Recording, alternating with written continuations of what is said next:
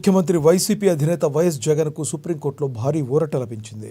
ఆయనపై TDP leader Raghuramakrishnaraju దాఖలు చేసిన పిటిషన్లను అత్యున్నత న్యాయస్థానం తోసిపుచ్చింది. జగన్ బెయిల్ రద్దు చేయాలన్న పిటిషన్పై ప్రత్యేకంగా విచారణ అక్కర్లేదని కోర్టు అభిప్రాయపడింది. ఈ మేరకు సోమవారం జస్టిస్ నాగరత్న, జస్టిస్ సతీష్ చంద్ర మిశ్రాల ధర్మాసనం తీర్పు వెలువరించింది. జగన్ అక్రమాస్తుల కేసును తెలంగాణ హైకోర్టు విచారిస్తుందని సుప్రీం గుర్తు చేస్తుంది. ఈ నేపథ్యంలో బెయిల్ రద్దు కోసం ప్రత్యేకంగా విచారణ అక్కర్లేదని తెలిపింది. ఎమ్మెల్యే, ఎంపీల కేసు విషయంలో గతంలో ఇచ్చిన తీర్పు ఈ కేసుకు వర్తిస్తుందని పేర్కొంది.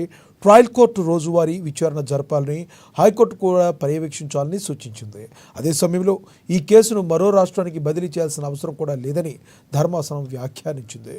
దీంతో తమ పిటిషన్ను ఉపసంహరించుకునేందుకు అనుమతించాలని రఘురామ తరపు రాయ కోరగా ధర్మాసనం అందుకు అంగీకరించింది.